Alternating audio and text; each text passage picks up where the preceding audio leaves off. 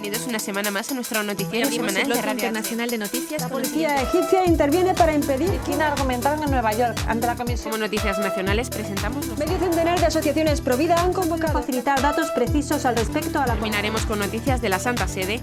El Vaticano recoge firmas para defender a no nacidos. de la Conferencia Episcopal Italiana. Bienvenidos una semana más a nuestro noticiario semanal de Radio HM. Hoy les saludamos Isabel Jordán y Teresa Carrasco. Las buenas noticias también interesan.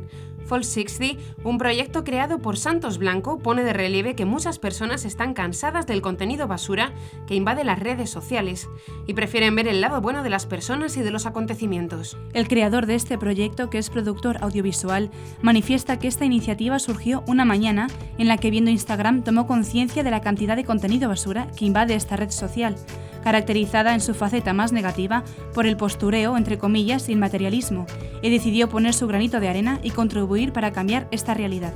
Nació así Folk 60, que presenta historias desconocidas en las que los protagonistas no son superhéroes al modo de Marvel, sino personas de carne y hueso que encuentran en el amor el impulso para hacer las cosas más increíbles. Entre todas las virtudes que se buscan promocionar a través de Folk 60, Santos destaca una, la bondad. Así, en una época en la que los medios de comunicación y las redes suelen destacar lo malo, crímenes, contaminación, guerras, decisiones políticas egoístas, estos vídeos nos muestran a personas normales que toman decisiones extraordinarias. El nombre Folk 60 define el propio proyecto. El término folk, muy utilizado en Estados Unidos, quiere decir gente, y 60 por los 60 segundos de duración que permite Instagram a los vídeos que se suben a su plataforma. El objetivo es contar 60 historias en un año. Cada lunes, en su cuenta de Instagram, Folk 60 presenta a su protagonista de la semana. El jueves desvela el mensaje principal del vídeo y el domingo se publica la historia. De esta manera, entre Instagramers y YouTubers que hablan de las cosas más superficiales, se cuelan testimonios de superación, esfuerzo y amor. Son historias esperanzadoras y muy necesarias hoy en día, ya que presentan a personas que aportan al mundo algo bueno. Algunas de estas historias son recogidas en las páginas católicas más visitadas, como Religión en Libertad, Aciprensa y Aleteia. Comenzaremos con las noticias de interés internacional. Brasil, niño regala una manzana a Jesús. Francia, un obispo denuncia la epidemia del miedo. China, católicos chinos rezan fuera de iglesias clausuradas por el gobierno. México, preocupado por el coronavirus. Pasaremos después a las noticias nacionales. Sacerdote agradece a Elena Lorenzo el curso Camino a la heterosexualidad. Película sobre el corazón de Jesús, Corazón ardiente. Próximo congreso sobre la misión de los laicos en Alcalá de Henares. Y por último comentaremos algunas de las noticias más destacadas de la Santa Sede. Colecta de Viernes Santo para Tierra Santa. El Papa nombra nuevo obispo para Estados Unidos. Ejercicios espirituales para la Curia Romana. El lunes 2 de marzo, los maestros de una escuela católica en Fortaleza, Brasil, se encontraron con una escena inusual al hallar una manzana en la capilla del colegio y enterarse que fue un regalo dado a Jesús por un niño de 6 años como agradecimiento por la gracia que había obtenido. La manzana fue encontrada en el altar junto con una nota que decía: «Gracias Jesús por contestar mi oración. Espero que te guste la manzana», y firmada por Daniel Oliveira, de 6 años, estudiante del Colegio Shalom. La acción del niño tiene que ver con un hecho desagradable que vivió hace unos 15 días con su mamá, Evelyn Oliveira, cuando un ladrón les arrebató la mochila del niño pensando que en el interior estaba el celular de la madre. Su padre, Marley Oliveira, relató que el niño estaba muy triste. Fue al balcón y mirando al cielo dijo: «Jesús, por favor, haz que el hombre me devuelva mis cosas. Me gusta mucho mi fiambrera, mi mochila y mis libros, por favor». Según Marley, una señora ayudó a recuperar las pertenencias del niño. 2 días después se había recogido todo el material. El padre relató que entonces Daniel fue nuevamente al balcón para agradecer a Cristo. «Jesús, muchas gracias. Voy a llevarle una manzana al Señor porque me gusta la manzana y sé que al Señor también le gustará», añadió el pequeño. Como fue durante el periodo de carnaval, los padres solo pudieron conseguir la manzana el lunes 2 de marzo y Daniel fue a colocarla donde siempre encuentra a Jesús, en la capilla del colegio. Vimos lo pequeño que somos. A veces queremos hablar bellamente para agradar a Dios, pero es cuando hablamos con sencillez que Él nos escucha, afirmó el padre de Daniel. Ante la epidemia de coronavirus que se está extendiendo por todo el mundo tras el inicio del foco en China, las distintas iglesias locales están tomando distintas medidas a tenor de la propagación del foco en sus regiones. desde la suspensión del culto en zonas de China, Asia o el norte de Italia, hasta la decisión de suspender temporalmente el rito de la paz o la comunión en la boca, como están tomando numerosas diócesis. Sin embargo, hay obispos como Pascal Roland, titular de Belliards, que hablan de una epidemia del miedo y que se niegan a tomar alguna decisión en el culto o en el día a día de la Iglesia. No tengo la intención de emitir instrucciones específicas para mi diócesis, ha afirmado en un texto publicado en la web de su diócesis y que la web Dominus Est traduce al español. Más que a la epidemia del coronavirus, debemos temer a la epidemia del miedo. Por mi parte, me niego a ceder al pánico colectivo y a someterme al principio de precaución que parece mover a las instituciones civiles. Por lo tanto, no tengo la intención de emitir instrucciones específicas para mi diócesis. ¿Dejarán de reunirse los cristianos para rezar? ¿Renunciarán a frecuentar, a ayudar a sus semejantes? Aparte de las medidas de prudencia elemental que cada uno toma de manera espontánea para no contaminar a otros cuando se está enfermo, no es oportuno agregar más. Deberíamos recordar más bien que en situaciones mucho más graves, aquellas de las grandes plagas, y cuando los medios sanitarios no eran los de hoy, las poblaciones cristianas se ilustraron con procedimientos de oración colectiva, así como por la ayuda a los enfermos, la asistencia a los moribundos y la sepultura de los fallecidos. En resumen, los discípulos de Cristo no se apartaron de Dios ni se escondieron de sus semejantes, sino todo lo contrario. Nos resulta revelador de nuestra relación distorsionada de la realidad de la muerte, el pánico colectivo que hoy estamos presenciando. ¿No manifiesta esta la ansiedad que provoca la pérdida de Dios? Queremos ocultarnos que somos mortales y cerrándonos a la dimensión espiritual de nuestro ser perdemos terreno. Debido a que disponemos de técnicas cada vez más sofisticadas y más eficientes, pretendemos dominarlo todo y ocultamos que no somos los dueños de la vida. De paso, tengamos en cuenta que la coincidencia de esta epidemia con los debates sobre las leyes de bioética nos recuerda afortunadamente nuestra fragilidad humana.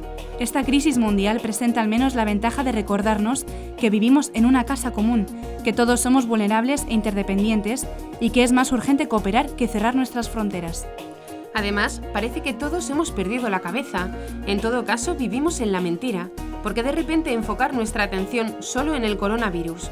¿Por qué ocultarnos que cada año en Francia la banal gripe estacional afecta a entre 2 y 6 millones de enfermos y provoca alrededor de 8.000 muertes? También parece que hemos eliminado de nuestra memoria colectiva el hecho de que el alcohol es responsable de 41.000 muertes por año, mientras que se estima que son 73.000 las provocadas por el tabaco. Alejada de mí entonces la idea de prescribir el cierre de iglesias, la supresión de misas, el abandono del gesto de paz durante la Eucaristía, la imposición de este o aquel modo de comunión considerado más higiénico. Dicho esto, cada uno podrá hacer como quiera, porque una iglesia no es un lugar de riesgo, sino un lugar de salvación. Es un espacio donde acogemos a aquel que es vida, Jesucristo, y donde a través de Él, con Él y en Él, aprendemos juntos a vivir. Una iglesia debe seguir siendo lo que es, un lugar de esperanza. ¿Deberíamos sellar a piedra y lodo nuestras casas? ¿Deberíamos saquear el supermercado del barrio y acumular reservas para prepararnos para un asedio? No, pues un cristiano no teme a la muerte. Es consciente de que es mortal, pero sabe en quién ha puesto su confianza. Cree en Jesús que le afirma: yo soy la resurrección y la vida. Quien cree en mí, aunque muera, revivirá.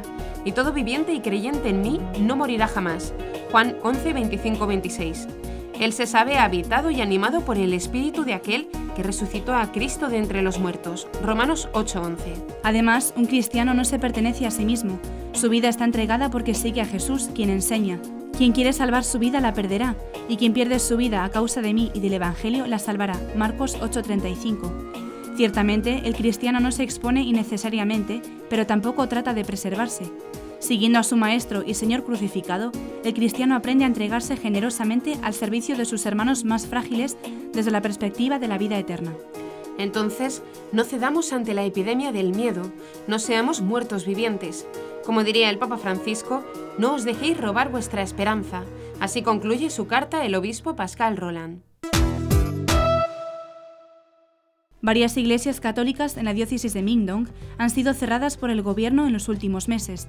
Todos los templos que han cerrado, según los informes, están afiliadas a sacerdotes y laicos católicos que se han negado a registrarse en la Asociación Patriótica Católica China, que está aprobada por el Estado. La revista Bitter Winter informó que el 16 de enero se cerraron más de 10 iglesias en la diócesis, en un área que sigue siendo muy leal a la Iglesia Católica clandestina. Se estima que 90.000 católicos y 69 sacerdotes residen en la diócesis de Mindong, la gran mayoría de los cuales están afiliados a la Iglesia clandestina. El gobierno argumentó medidas de control contra incendios deficientes para 5 de las iglesias cerradas. China alberga a más de 10 millones de católicos, con 6 millones registrados como miembros de la Iglesia Patriótica, según las estadísticas oficiales. Millones de católicos pertenecen a la Iglesia clandestina, que a diferencia de la Iglesia Patriótica, no es supervisada por el Partido Comunista y siempre ha estado en comunión con la Santa Sede. Un informe de enero de la Comisión China de Estados Unidos encontró que los católicos chinos sufrieron una creciente persecución después del acuerdo, donde el régimen estaba demoliendo iglesias, quitando cruces y aún deteniendo al clero clandestino. Según los informes, los sacerdotes y obispos han sido detenidos o se han escondido. Según fotos y vídeos producidos por Bitter Winter, los católicos van a rezar fuera de las iglesias cerradas por el gobierno en la diócesis de Mindong. También están los congregantes de la iglesia de Buxia, en la ciudad de Saiki, que rezaron a las 4 de la mañana. En el vídeo tomado en la oscuridad, las velas se queman en las afueras de un edificio mientras la gente canta. Otra imagen de la Iglesia Católica de Huangwoli muestra cámaras de vigilancia con vistas a la entrada. Según los informes, las cámaras se instalaron después del cierre del templo. La residencia del obispo diocesano, que una vez fue el hogar del ex obispo Monseñor Vincent Guo Xixin, también fue cerrada. Según los informes, el prelado ha quedado sin hogar durante meses después de negarse a registrarse en la Iglesia Patriótica. Este prelado fue detenido por primera vez durante la Semana Santa de 2018, después de que se negó a firmar un documento del registro en la Iglesia Patriótica. En septiembre de 2018, cuando el Vaticano llegó al acuerdo provisional con China, a Monseñor Guo se le pidió que renunciara como obispo de Mindong, lo cual hizo aceptando un puesto como obispo auxiliar. Sin embargo, Monseñor Guo se ha negado sistemáticamente a firmar documentos para registrarse en la Iglesia Patriótica. Las pautas del Vaticano publicadas en junio de 2019 señalaron que las demandas para el registro civil del clero deben llevarse a cabo con la garantía de respetar la conciencia y las profundas convicciones católicas de las personas involucradas, y que además comprende y respeta la decisión de quien a conciencia decide que no puede registrarse en las condiciones presentes. En medio de la crisis internacional por la epidemia de la variedad de coronavirus denominada COVID-19, un sacerdote mexicano advirtió que hay algo peor que la enfermedad surgida en China, y es la muerte del alma.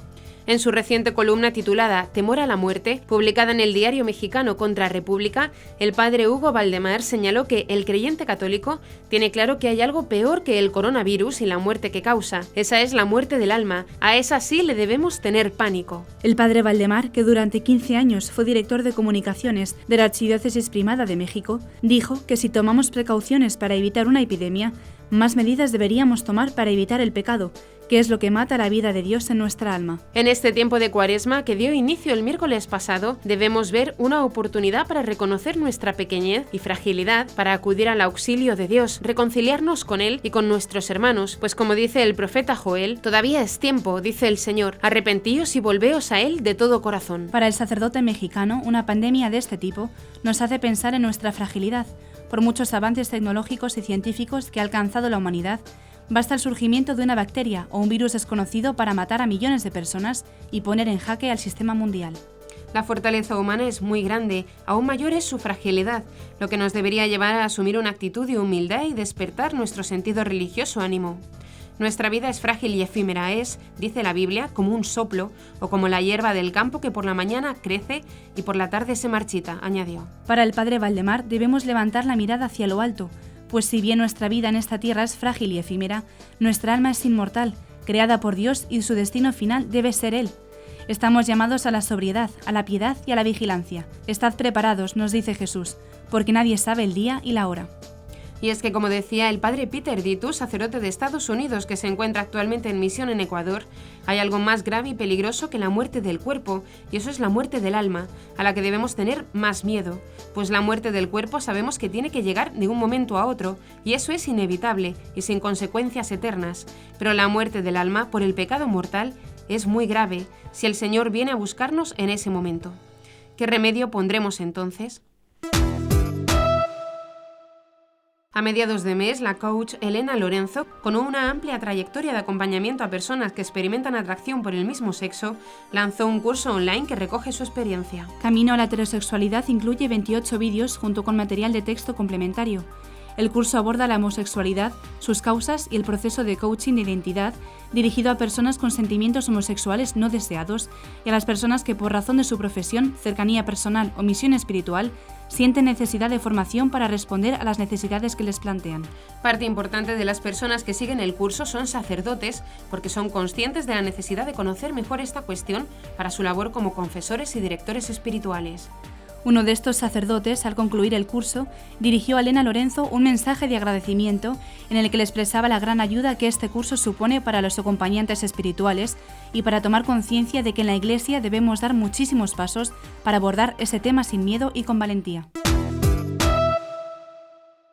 El pasado fin de semana se ha estrenado en España Corazón Ardiente, una película de Goya Producciones, dirigida por Andrés Garrigó y por Antonio Cuadri. Para las secuencias de ficción, el film presenta de forma impactante la importancia de la devoción al Sagrado Corazón de Jesús. La película combina una trama de ficción que da pie a introducir un documental, mientras la protagonista investiga sobre el Sagrado Corazón para su próximo libro. La parte de ficción basada en hechos reales fluye bien y mantiene un buen ritmo en todo momento, destacando la interpretación de la mexicana Karime Lozano. Pero el plato fuerte es la parte documental, que nos ofrece un recorrido por la historia de la devoción al Sagrado Corazón de Jesús, una lograda síntesis que incluye lo esencial. Este documental consigue algo muy meritorio. Resulta interesante tanto para quienes lo desconocen casi todo acerca del Sagrado Corazón, como para quienes ya han descubierto la centralidad del amor misericordioso del corazón de Jesús, y muestra el impresionante vigor de una devoción que algunos daban ya por superada y que vuelve con más fuerza que nunca, porque el amor desbordante de Cristo a los hombres no tiene límites. En el preestreno de una sala de cine de Toledo, el día 20 de febrero se organizó algo muy bonito que se puede ver en el canal de YouTube de Goya Producciones. Un grupo de personas junto a un grupo de sacerdotes prepararon un acto sorpresa para la gente que fue al preestreno de la película y pasaron de ver el corazón ardiente en la pantalla a verlo delante de ellos en la custodia. La sorpresa fue que al finalizar la cinta tuvo lugar una adoración, alabanza al Santísimo. Las más de 150 personas que estaban en la sala quedaron emocionadas al poder adorar al mismo corazón en vivo y en directo. Estamos ante una magnífica oportunidad para difundir el crucial mensaje del corazón de Jesús a quienes no lo conocen o lo conocen muy superficialmente, y para intensificar esta devoción entre aquellos que ya la viven, pero que descubrirán en la película algún detalle que aún desconocían. La película, que consigue emocionar y dar ganas de explorar más y mejor esta devoción que nutre a tantos cristianos, está esta semana en cartelera y en concreto en el cine Los Ángeles de Santander. Se podrá ver el miércoles 11 de marzo al 15. Un próximo congreso sobre la misión de los laicos se llevará a cabo en la diócesis de Alcalá de Henares, en Madrid. El congreso llevará por título Del abrazo conyugal a la caridad política, familia, trabajo, cultura y política.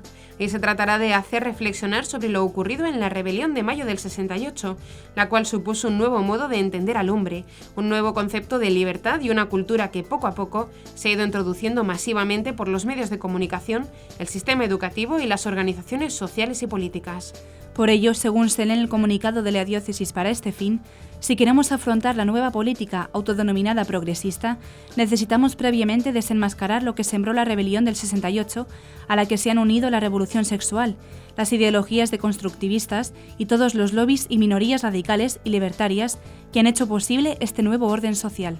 La convocatoria del Congreso Diocesano de Laicos se propone crear un espacio de reflexión para conocer en profundidad lo que nos ha pasado, cómo ha sido posible tan rápidamente en España el desprecio de la vida humana con el aborto, la trata de las personas, la prostitución creciente, la eutanasia, la plaga de las adicciones y en particular la pornografía. Del mismo modo nos interesa conocer las causas de las rupturas matrimoniales, la baja tasa de nupcialidad, la natalidad bajísima de España que impide el relevo generacional, la destrucción civil del matrimonio, su equiparación con cualquier unión afectiva y el desamparo de tantos niños que sufren la crisis de autoridad de una sociedad sin padre. Señalados estos déficits, se analizarán las causas de la precariedad laboral, la exaltación del individuo emancipado pero sin títulos de propiedad, el desencanto que producen los sindicatos y los partidos políticos enfrentados, aparentemente, pero igualmente atrapados por los postulados de la rebelión del mayo del 68.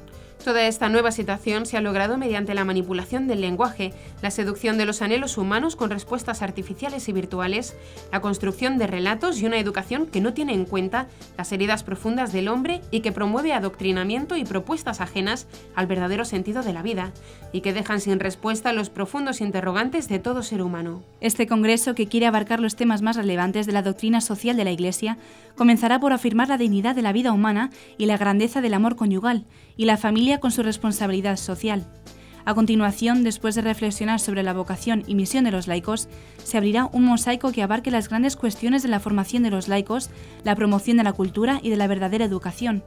Igualmente está previsto reflexionar sobre la misión de los católicos en el ámbito social y político, tratando de descubrir las plagas de la política actual y los contenidos ineludibles para la verdadera misión de los fieles cristianos laicos. Por su parte, el obispo complutense, Monseñor Juan Antonio Rey Pla, invita a todos los fieles a participar en el Congreso como una ocasión de gracia y comunión.